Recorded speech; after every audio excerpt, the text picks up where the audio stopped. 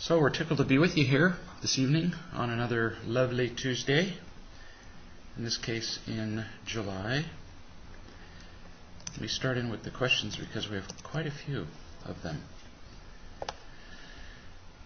Here's a woman who says, I've been practicing real love with a friend, and we contact each other when we're feeling empty.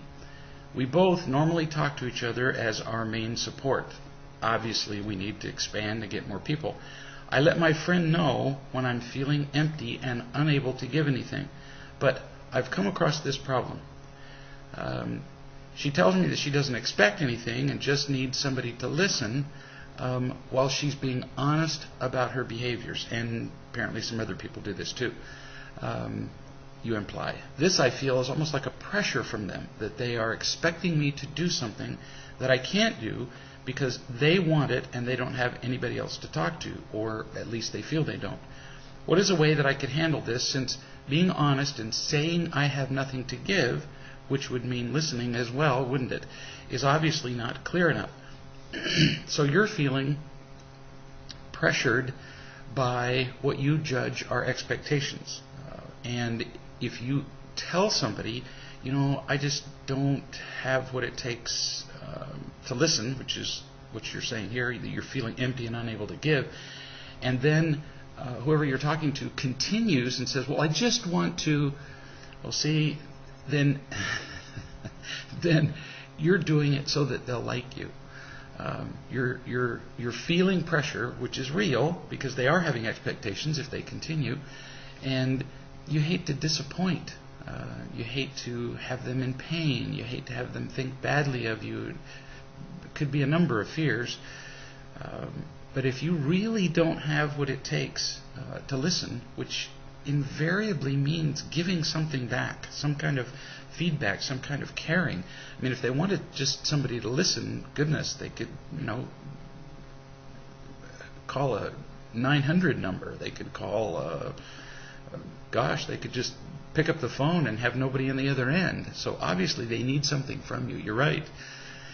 And it's always good to be kind of pushing what we can do a little bit to the limit so that we're always stretching in our ability to love. But it's your choice to give what you can, and then be done with it. So, for example, if you called me and I wasn't in a position to listen, I would say, I just don't have anything to give, so this is not a good time for me. And if somebody said, but I just need somebody to listen for a minute, I would say, all I can do is repeat what I just said. This is not a good time for me, and that's not about you. It's about me. So I'll talk to you later when I've got more to give. Bye. And I wouldn't even wait for them to respond necessarily. It'd be nice to at least wait for them to say goodbye, but if they then keep talking, I would say, gotta go. What part of no are you having a hard time with? And I get that kind of request from people on occasion. They'll say, can you do blank? And I say, no, I can't. Well, why? They'll say. Or, well, but what if? And I say, was there anything unclear about what I just said? Well, what did you say? Sometimes they'll say, because people just keep it up. And I say, you know what I just said, so repeat it back to me. I said, no. And sometimes they'll ask for a reason. You're not obligated to give a reason. I can't do it now.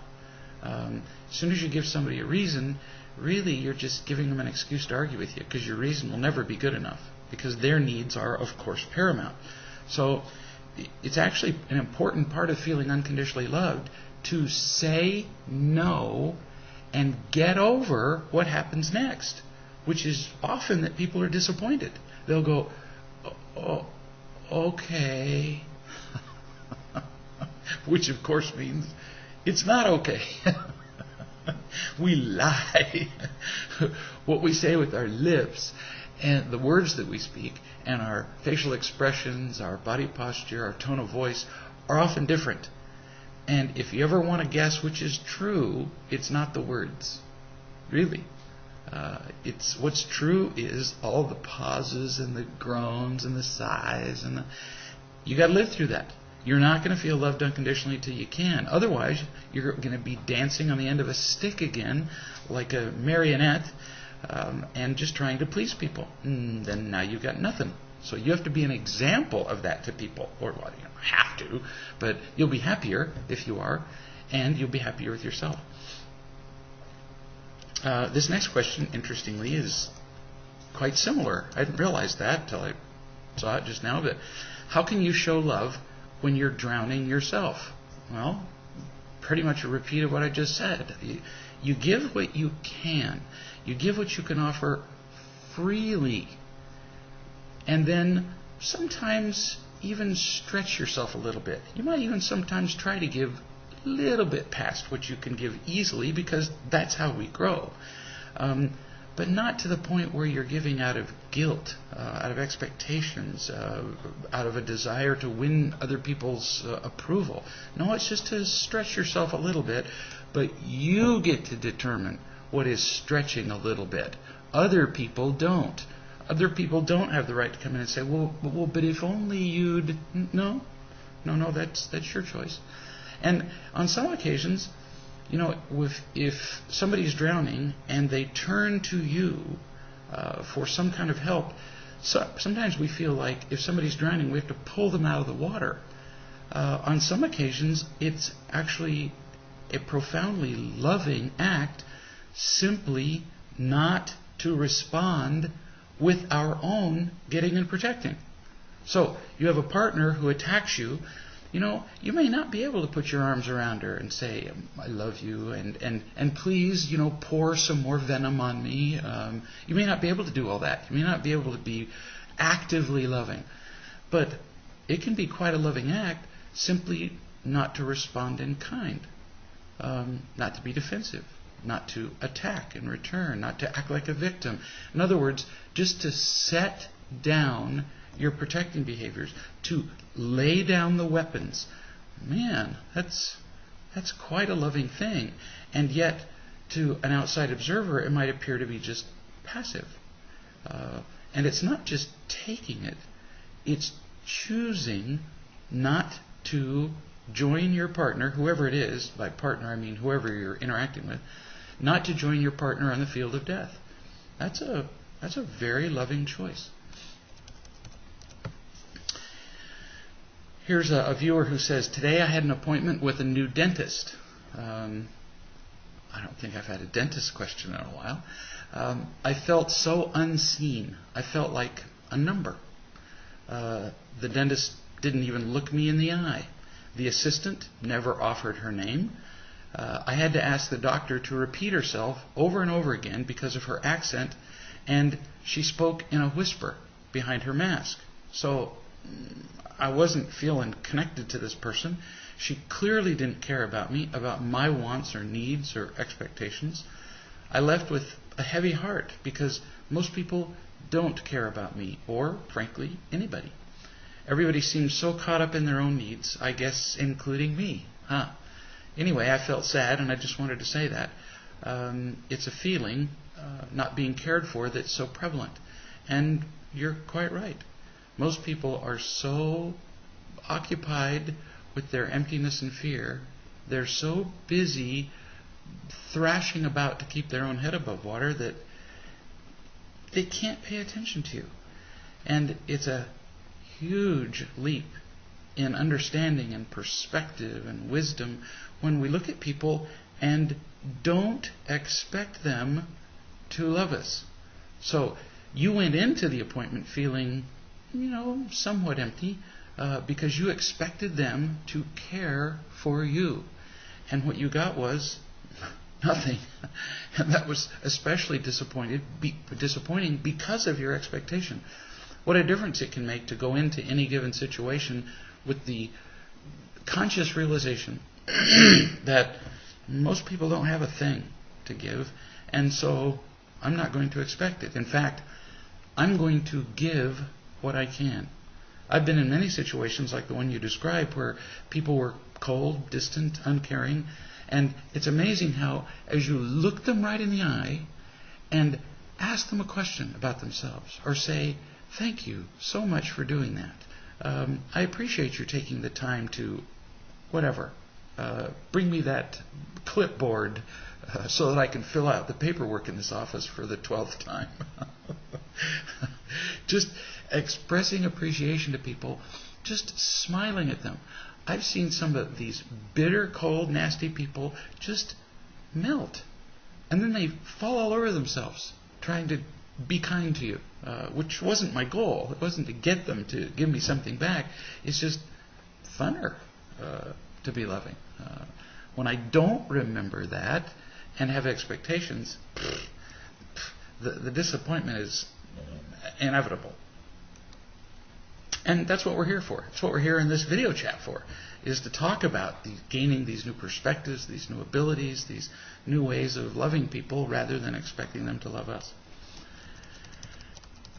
This viewer says, I've been married for almost 2 years, and recently I left my husband because of the abuse that existed in the house. I felt that the home was no longer safe for my children. At this point, we're both reading your book, apparently in separate households, and when we talk about what has happened, my husband attacks me because he tells me that my son, 15 years old, has not received any consequences for hitting his kids, and that he suspects that my son tagged a wall near our home. For those of you who don't know what tagged means, it means to use spray paint in a particular way. And so he's mad that my son hasn't been sufficiently punished, yet we have dealt with his oldest son's behavior, similar age, which includes lying, stealing, pornography, beating his brothers, taking his brother's clothes off, taking our credit card for 900 sex calls, and on and on. So apparently his son has been involved in quite a number of unproductive behaviors. And then you continue, yet my husband says that his son is just, being foolish. And these are small things compared to my son's behavior. Until today, we still don't know if my son was the one that tagged the wall. Although I have admitted that, it's possible. He tells me that even if I was to move back in, my son would not be allowed in the house. Yet we have his son we did have his son until recently when he was arrested for his behavior and is now going to be gone for a few months. This is a blended family. He has 5 children. I have 3. Only one lives with me full time. And my son visits 2 weekends out of the month, the 15-year-old. So this is clearly a situation where, your husband is really not feeling loved by you and by the universe. And so he requires justice, fairness, safety, power, all these things to make himself feel less helpless, less afraid. And it's important to remember that it's always about real love. So what will contribute to loving and, as much as possible, teaching in each of these specific situations? So first, you're going to have to set the example. I mean, you're the one I'm talking to. If it were him, I'd tell him it should be him, but I'm not. Tell the truth about yourself. Talk about how you have not been unconditionally loving, and if possible, with him and with the kids, and if possible, recognize what part of what he's trying to tell you is true. Because when he says, well, you've done this with your son and haven't punished him enough, but my son has been punished enough, what he's really telling you is that the underlying message is that somehow he feels like you're not treating his children as lovingly as you treat yours. Now, it doesn't matter if that's 100% true. You admit to what is. And you say, there have been some times that I've been kinder, more accommodating, spoiled more my children, and not done the same with your children, which would come across to you as caring less about you.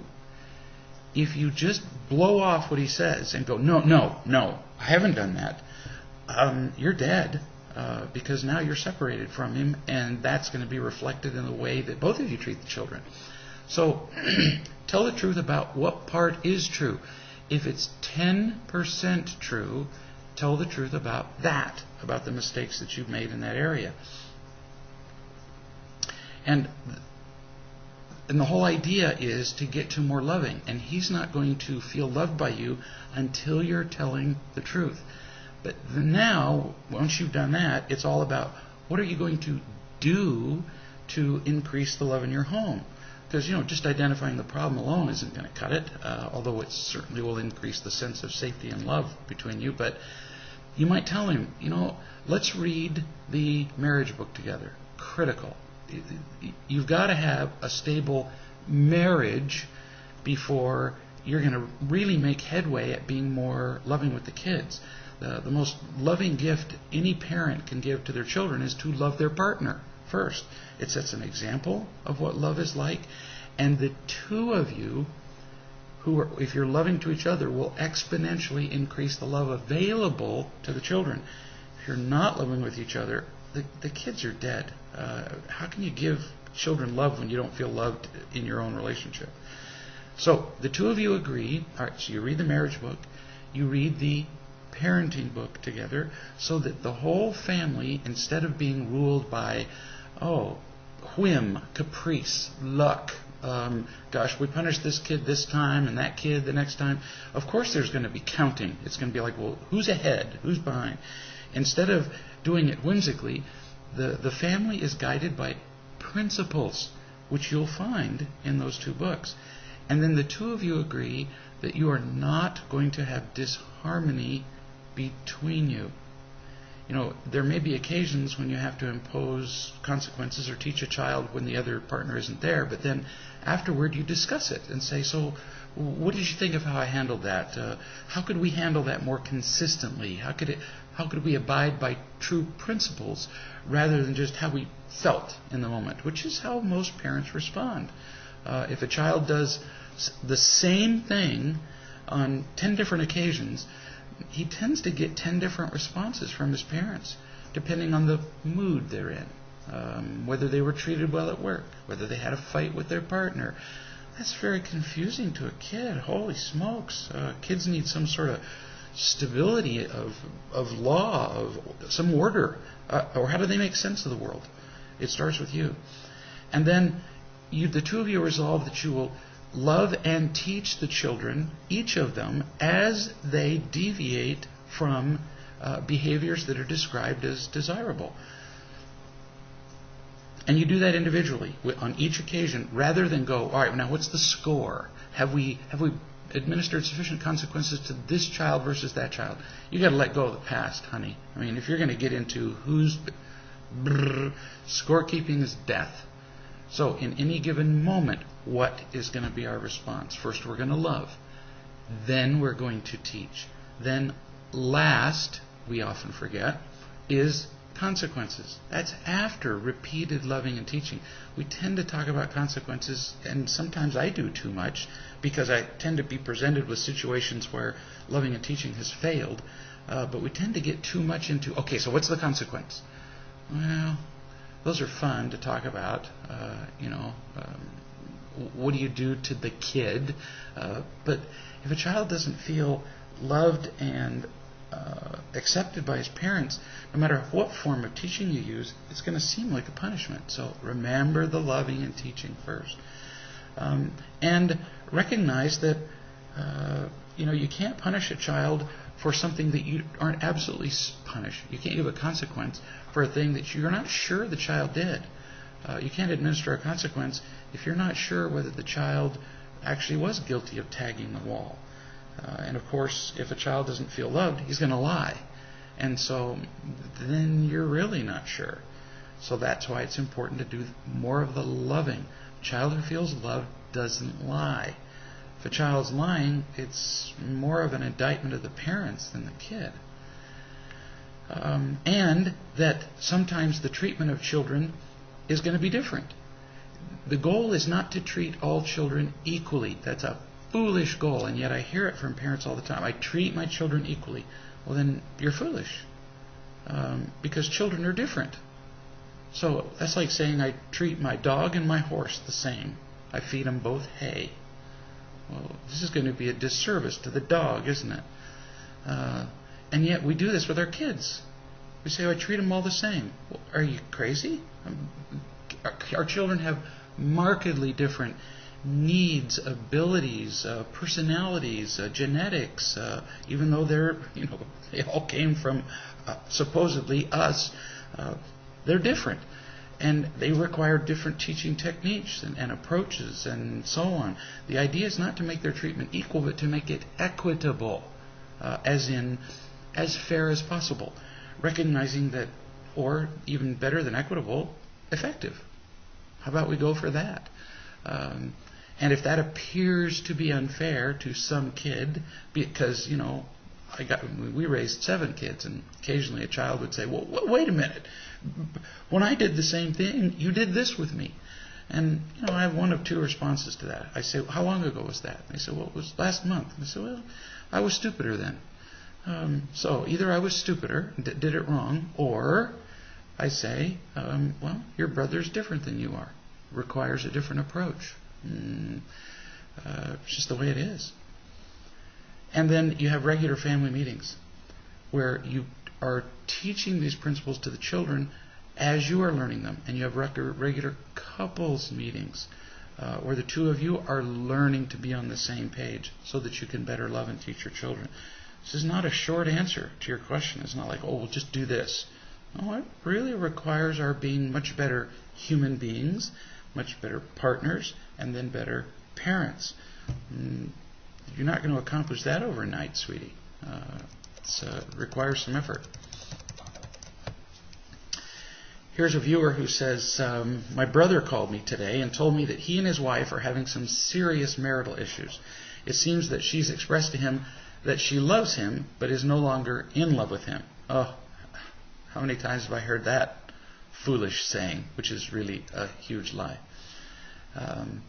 He tells me that initially he was hurt and angry, but with the support of some friends is now in a better place and wants to work things through. Next week they're going to begin marriage counseling, but his wife has continuously been telling him that she's thinking about moving out and is not sure about attending the counseling sessions after all. He tells me that he wants to support and love her through this and allow her to make the choice to move out and not attend the counseling sessions without any resistance from him if that's what she wants. He says she is constantly apologizing for feeling the way she does, says she doesn't deserve a good guy like him who doesn't leave when she behaves like this, and that all of this is starting to wear on him. Do you have any suggestions how I can love my brother through this tough time in his life, or any perspective to help them through this difficult time? So, listening to him is obviously important. Just listening, just being there and not getting involved in the drama. Not saying, oh, what a terrible person she is, or oh, you're just being such a hero. People don't need sympathy. They need genuine acceptance.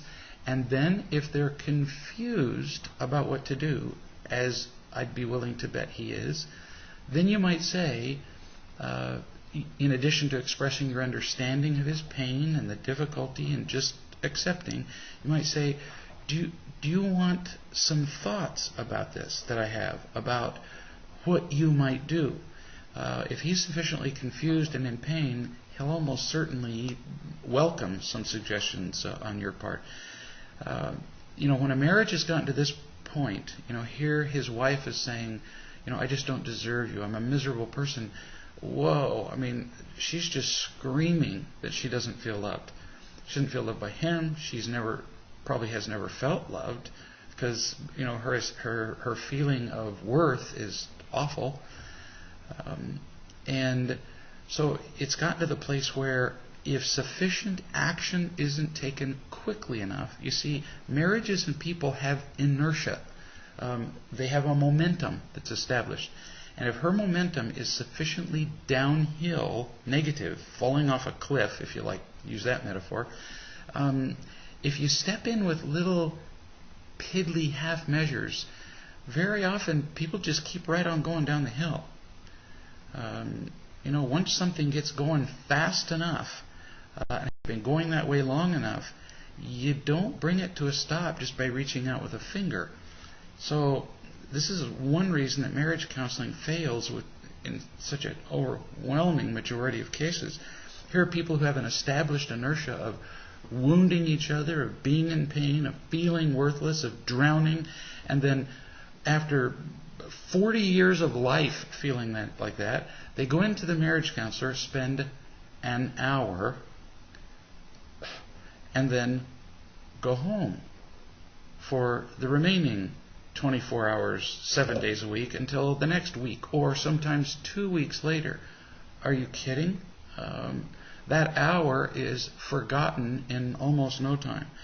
So in many cases when a marriage has gotten to this point, I actually suggest that a couple find a real love coach and get 2 or 3 days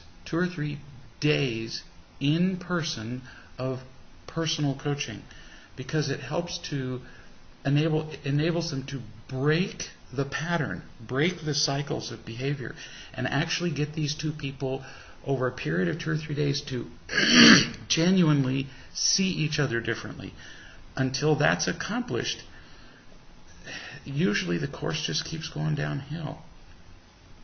And then after that, get regular coaching on the phone, in person if possible, for several months. You know, sometimes people say, well, oh man, 2 or 3 days. I mean, whoa, I mean, look at the time commitment. You're joking, right? I mean, you've been miserable for 40 years, or 30, or 50, or whatever it is, and now here's an opportunity to change the course of your life over 3 days. And that's too much? Please. Or it's expensive. Well, you could pay a coach to be coached for 2 or 3 days, or you can pay the attorneys and then half of everything you own, and then the effect on you personally and on your children for decades. Half measures just don't cut it. So I recommend that people really dive in, and if they're serious about happiness, do it. You know, if people will go to, I have a friend who does real estate seminars, and people will flock to real estate seminars and pay $2,000, $4,000 a person for a day or two, because there's the possibility that they might make money, which isn't going to make them happy anyway.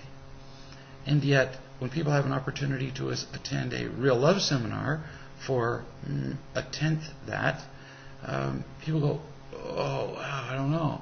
That's a commitment of time and money. I think we're doing okay. And I've seen that many times, which is nothing to me, but it shows where we place our values, what we consider important. And it's been shown by study after study now that no matter how much money we get, it'll never make us happy. And yet we keep investing in that while we're unwilling to invest in what will genuinely change our lives. So that's what I would suggest that you mention to your brother. It's worth doing.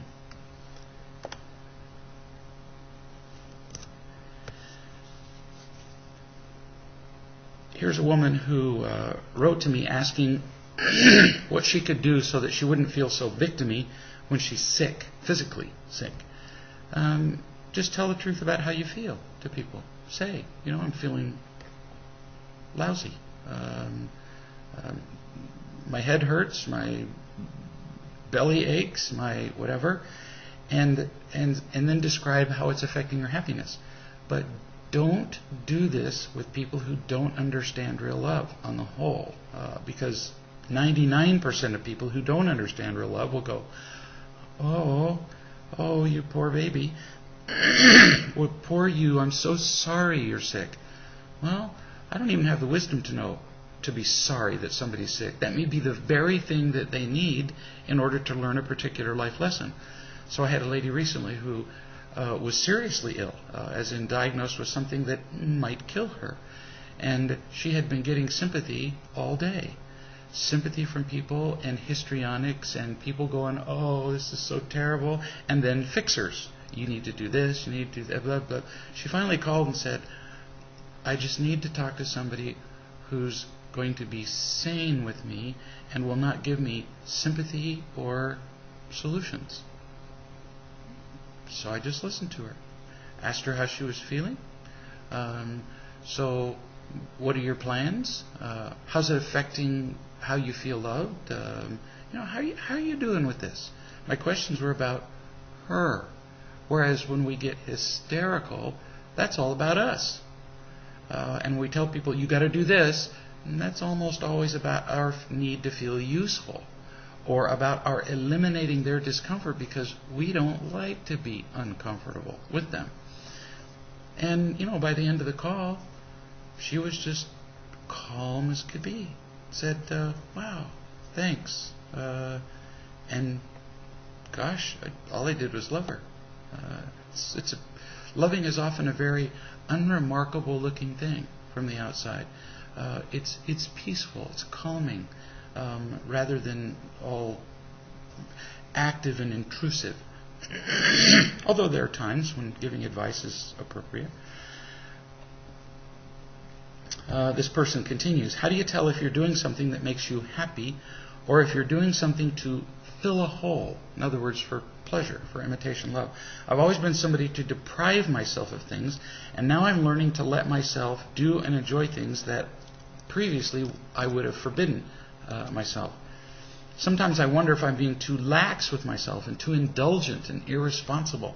I realize I have a tendency to should myself, and I'm learning to do it less, but sometimes I wonder if I'm going too far, because then after a while of not shoulding myself too much, I go on a to-do list. And in other words, you go back and forth with guilt both ways. I should do more, and then, maybe I'm, in other words, I should do more to be in control and do the right thing, and then it's I should do less because I'm too much in control and too rigid.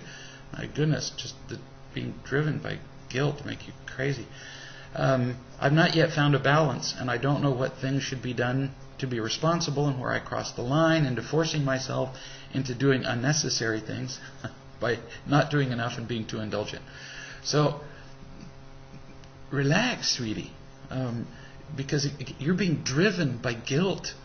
Should do less, should do more. So, experiment. Experiment with enjoying moments of just relaxation and pleasure, and see how that feels.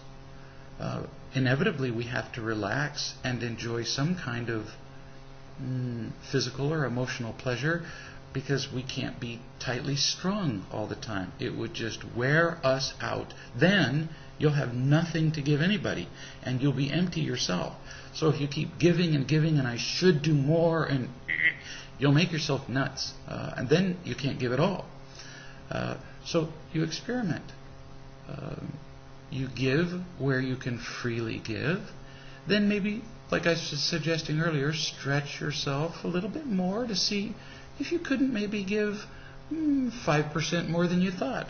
And if you can, you go, cool, I'm growing in my ability to be loving.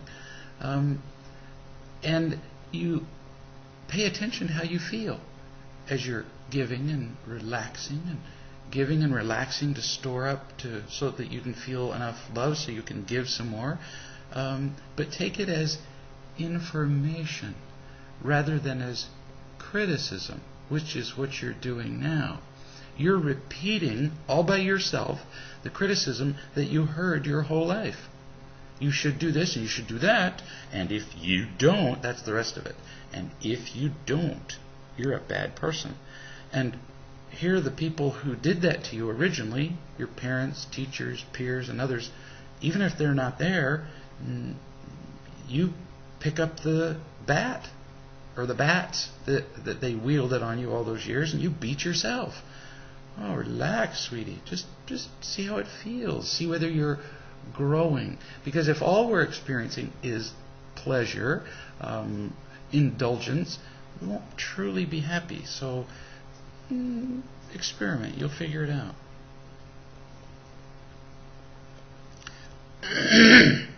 My wife and I have been married about 7 years. New viewer. When we met, she had 2 dogs, and I had none. I'm not a big dog person, which is probably why you had none. But I married her with the 2 dogs, which she had had for about 2 years before we met.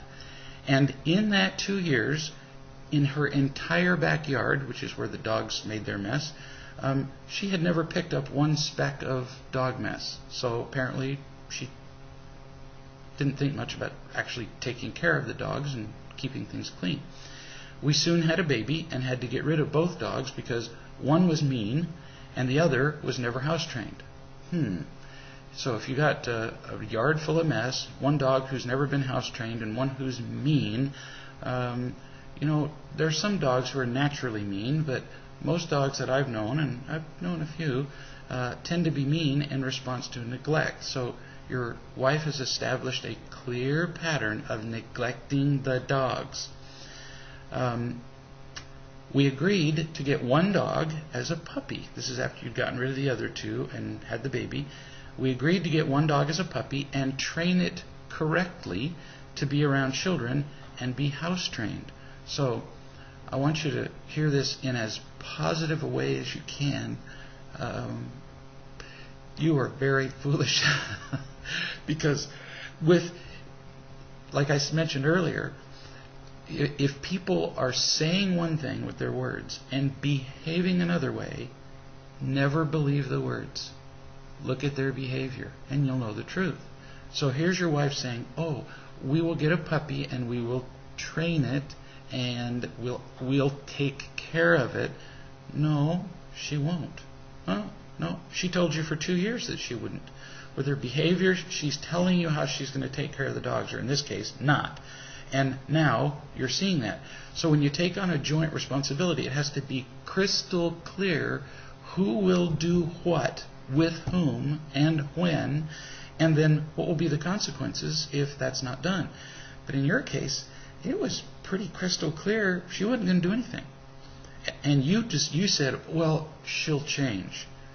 No, pretty much 0 odds on that.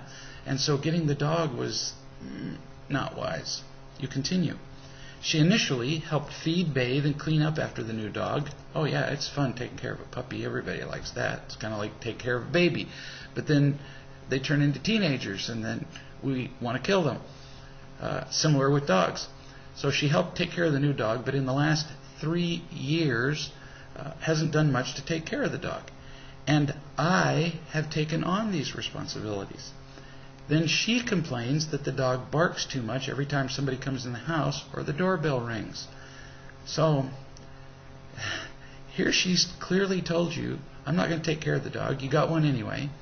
Then when you took on the responsibilities to take care of the dog, you didn't realize you were doing it. You probably thought you were being helpful or accommodating or more likely avoiding her disapproval. With your behavior, what you told her was, "I don't care if you take care of the dog. I don't care if you lie about the responsibility for taking care of the dog. Whatever you decide to do or not do, I'll just make up the difference and you can be irresponsible." That's what you told her with your behavior. Now, listen to the rest of this. She believed you. She still does. She still believes that she can do whatever she wants and you'll just take care of it because you can't stand to have it not done. Well, who's the fool here? And I'm not being critical. I'm just telling you nothing's going to change until you see your role in this. You're seeing her as the problem here. She won't. Well, why should she? You've told her she doesn't have to. So she's going, "Okay, he'll do it," and you will. So you actually trained her to be like this. Well, she arrived like this to your marriage, I'm sure, but you've trained her that it's okay to be like this with you, which is more important. So recently we bred the dog for purposes of making some extra money in this economy. There was never anything in writing, which there shouldn't have to be between 2 people who are married, but there was an agreement that we would sell the puppies that resulted from the dog being bred and use the money to fix things around the house that we've been putting off because of finances. Ostensibly a positive goal, but remember, she has no sense of responsibility around not only this issue, but likely other issues as well. The dog had 4 puppies and one died, smothered by a plastic bag, because my wife was supposed to be taking care of the mother when she was birthing the puppies, whelping they call it, and didn't. So how many ways does she have to tell you that she will not take care of the dogs? I mean, it's like she has put up a flashing billboard on her forehead that says, I am irresponsible. And just as an aside, you have a baby now, she's very likely to take a similar attitude towards your child. So I'm just going, pay attention. And if you take all the responsibilities there, she'll let you too. Now she's become attached to one of the puppies, surprise, and insists on keeping it. I don't want my marriage to end because of a dog, but I also don't want another dog in our house. She claims that she will take care of the new dog totally, but with her past of initially caring for the dog, we have then neglected its needs, and I just don't agree that we need another dog. You think? She's telling you she's going to take care of this dog. She won't. Period. Not might not. She won't. She's made that clear. Perfect. She has a perfect history. You continue. I could understand that if we had no dogs, and I insisted we have no dogs, but we have one that's attached to all of us, especially our 5-year-old daughter. All right. So, in a couple, one person does not have the right to impose an inconvenience or a responsibility or a fear or a whatever on both partners. That decision has to be made jointly. It's what the veto principle is about. If my partner says, well, I'm going to raise horses in the living room. No, you're not. Because that's a change from the way things are. That's a decision that's going to dramatically affect me. And my partner does not have the right to make that decision for both of us, nor do I have the right to do that to her. Now, she can choose to do anything she wants to on her own. She can say, I'm going to go and raise horses in the neighbor's field across town. Okay. No, that's not going to affect me more than just having her absent, unless, of course, she neglects everything else. But I don't get to make a decision that imposes that kind of thing on my partner. And yours doesn't either. So if you're not willing to take care of the dog, then this is the time for truth-telling, sweetie. And you tell her what you will do. This isn't a negotiation. You say, here's what I'm willing to do. And we'll talk about that in a second, what you could actually tell her. The culture of victimhood in our society is crippling. You know, we've gotten to the place where we feel entitled to anything we want. And if people don't give it to us, well then, I've been wounded. No, you're actually not entitled to every darn thing you want to do. And neither is your wife. But she believes that's the case. She believes that if she just wants something really badly, well then she has to have it. And if anybody dares to say no, well then they're hurting her. Wrong definition of being genuinely victimized. No, I don't get to walk around, that'd be like men walking around to random women and saying, I need to have sex, and I need to have it right now and with you. And if you don't, well then you'll be hurting me. You see how insane that is? That's nuts. And yet we do it with things unrelated to more intimate things like sex and go, oh, well, that's different. No, it isn't. I don't get to do anything to you without your permission. And her keeping the dog is doing something to you. Because you're going to have to take care of it. She won't. Period. It is irrelevant what words she now uses. Oh, this time is different. No, it won't be. This time I really mean it. No, you've already proven you don't mean it. So she doesn't get to do that. And when it comes to, for example, this new dog, oh, well, we can't give up the new dog because now we're attached to it. Let's see, grow up would be an appropriate response. I mean, farmers' kids from the beginning of time have gotten attached to the baby goat or the cow or the whatever. Guess what happens to the baby cow when the cow gets old enough? Well, let's see, surprise, they kill the cow because the cow's needed for meat to support the family. And you had these puppies specifically to help support the family. Well, you're not even killing them, you're just selling them. And that was agreed upon. So you don't keep the dog. Changing the rules later, oh, because I'm attached to him because he's cute. Well, they get a whole lot less cute when they're, pooping in the living room and you're having to clean them up, don't they? So you get to say, I will not take care of the dog. You get to say that because it's your time, it's your life, it's your choice to make. I won't. Because we agreed that we wouldn't have it here. Then you also get to say, so if the dog is neglected, I still won't take care of the dog. So if you choose to keep this dog, and the dog starts pooping and barking, I'm still not going to take care of the dog. Then you get to say, and I will not have a dog that is abused. Listen, I'm not going to have a dog that's neglected, not cared for, doesn't have its messes cleaned up after, is yelled at every time it barks. No, I'm not going to participate in dog abuse.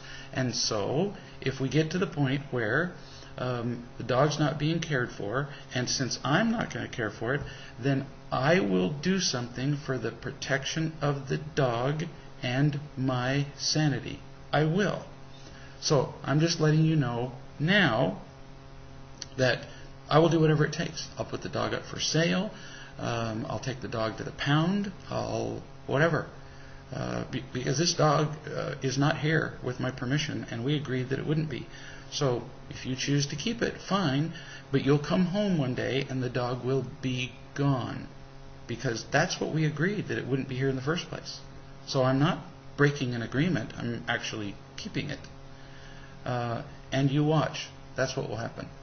The dog won't be cared for, and the time will come when you have to make a difficult decision, at which point it's very likely that she will whine, scream, carry on, and say, look what you have done to me by removing the dog.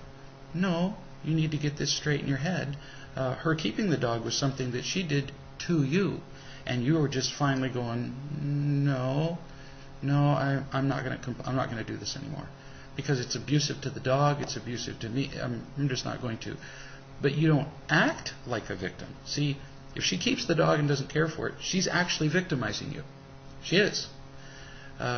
You're being subjected to dog poop, dog noise, dog, all of this that you didn't agree to. That's being victimized. But it's not okay, it's not productive at least, for you then to feel victimized. No, you just recognize that she's drowning and being irresponsible, and then you take action. That's all. You don't get all excited and whine and cry and say, oh wow, look what you've done to me. No, you just act.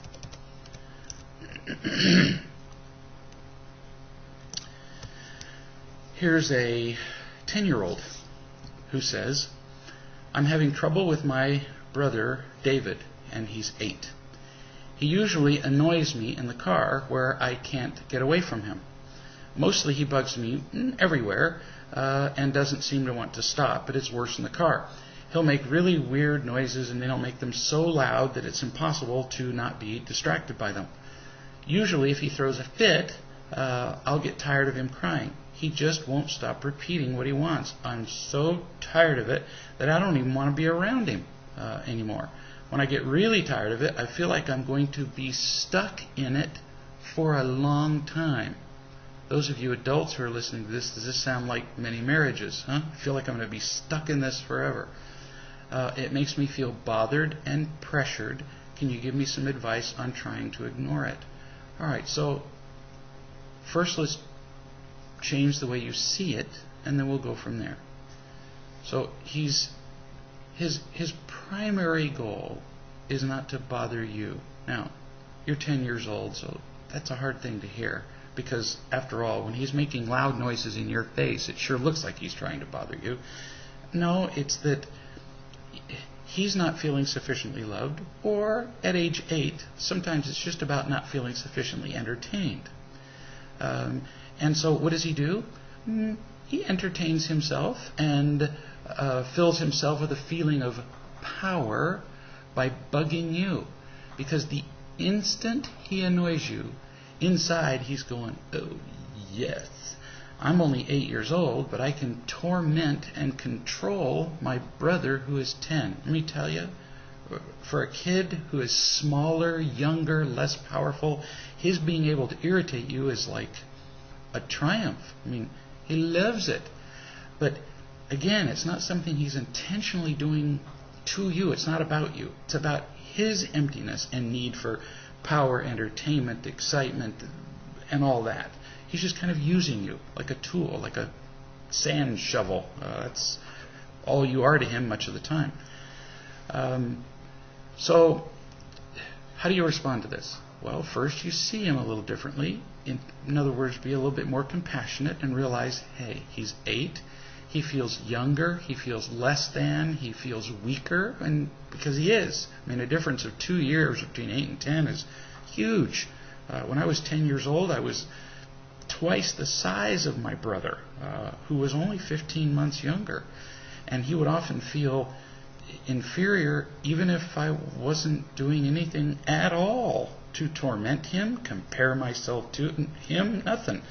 But it's tough being lesser than around a brother who's there all the time and will always be, as far as he knows, bigger, older, smarter, more capable. So understand that that's a drag for the younger brother in some respects. So see him differently is the first step. Then tell him, look, what you're doing is distracting. It's bothersome. Now, I'm not stupid. I realize that when you tell an 8-year-old, what you're doing is bothering me, he's not going to immediately say, oh, well, I'm sorry I've inconvenienced you. I apologize, and stop it. I know that. And then tell him that you would appreciate his stopping it or going somewhere else to do it, especially if the car's moving out the window. I was joking. But just tell him you would appreciate it if he stopped it or did it somewhere else. It's unlikely that he'll respond to that. It's most likely that he'll continue annoying you, specifically because it's bothering you. So now, being 10 years old, I would suggest that you get some help from your parent, from your mother in this case, and ask her to help you. Say, so Mom, he does this, what do I do? And if she says, well just be patient, then I suggest you say to her, no, Mom, that's not enough. I need more help from you than that, because just being patient, he's getting on my last nerve. And then it's up to your mother, who will, of course, read the Real Love and Parenting book, to come up with some ways to deal with his behaving the way that he is. And there are some really nifty little consequences that she could impose. If you're in the car at 4 o'clock in the afternoon, she could turn around and say, I need you to be quiet. It's distracting to your brother and it's distracting to everybody else. And then if he continues, she could easily say, and if you want to keep making that noise, you certainly can. You're welcome to do that. But then when we get home, you'll go to bed. Of course, the 8-year-old will say, it's only 4 o'clock. So are you willing to pay that price? Are you willing to go to bed at 4 o'clock? Or are you willing to pay the price for going to bed at 4 for continuing to make that noise? Up to you. Or your mother could carry in the car the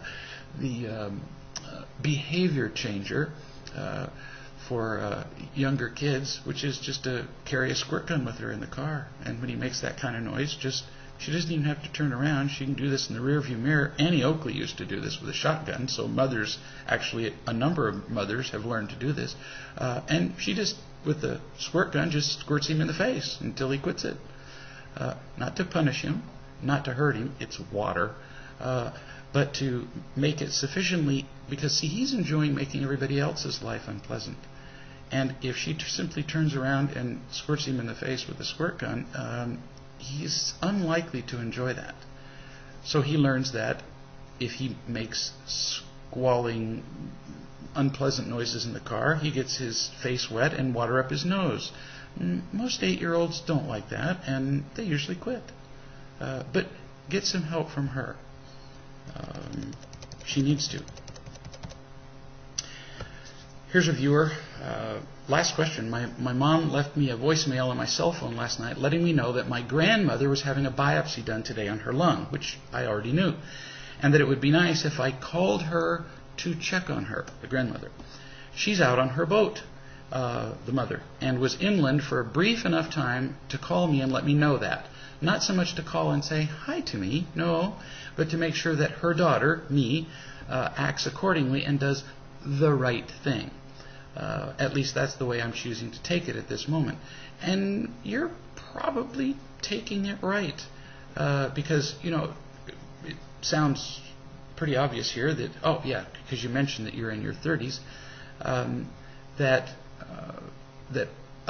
parents continue to tell their children what they should do until they're dead, either the child or the parent. And it's a very unflattering thing for a parent to do. What the parent is saying when they call a child and say, now be sure to call your grandmother, is you are an idiot. You couldn't possibly know to do the right thing unless I tell you to do the right thing. I need you to do the right thing so that I will look good in the eyes of your grandmother. I enjoy being in control of your life. The unloving messages just go on and on. I mean, you're in your 30s. Parents shouldn't tell their 30-year-old children what to do ever unless they're asked. When my children moved out of the house, from the time they were 18, my policy was, if you want my advice now, you're going to have to ask for it. And in fact, most of the time, beg for it. Because I don't want to control their lives. I don't want to be telling them what to do. Because as soon as I tell my children what to do, and then they do it, they're doomed. Because now if they do it and they succeed, they're not going to feel like the success was theirs. They're going to feel like it was mine. If they do it and they fail, then they're going to blame me for that. And either way, I've done them a disservice. I've turned them into weaklings or victims or both. No, they're going to have to learn from their own experience. Now, as they get older, I'll be happy to work through potential scenarios and possible consequences with them, sure, and help them reason it out. But tell them what to do. You ought to call your grandmother. No, they're going to have to figure out how to be loving, responsible adults now pretty much on their own. I had them at home for 18 years. In other words, I had my shot. And so now I'm done. You continue. I was planning on calling my grandmother, but I have to admit that now I don't want to, because my mom felt compelled to suggest that I should. So I feel like I want to rebel against her and show her that I'll call her when I'm good and ready, not because she thinks that I should. So see how magically I'm 15 again instead of somebody in my 30s. I'm amazed at how this actually frustrates me. I know it's silly, but that's how I feel. So again, make your own choice. Don't be controlled by her. Don't be controlled by her either way. If you call because she called, you're going to be controlled. But the other thing is, if you now don't call because she called, you're still being controlled by her. When we rebel against somebody, they control us in every real way, as if we were doing what they said. We're tied to them like by a chain. So be your best self. Decide how much love you have to offer. If you really don't feel loving enough to call your grandmother and you just can't picture yourself, then don't do it. But if you feel like, that would be a kind thing. My grandmother would appreciate it. She'd feel like I was sensitive. And I could do it without feeling, without being motivated by guilt and obligation, so I will. Well, then shoot, do it. Don't deprive yourself of an opportunity to be loving. That's the point. So it's all about the motivation, and only you can really answer the question of what your motivation is. You'll figure it out, and I have complete faith in you that you'll do the right thing. So just do that. We've had just a plethora of wonderful questions. And I appreciate them very much, because all the questions that we ask, most of them, are questions that are shared by many other people who are watching live, and who knows how many thousands of others who are watching them, who will be watching them in the archives. So I'm very grateful for your questions and grateful for your being here, and look forward to seeing you next week. And until then, as usual, it's always about real love. See you next week.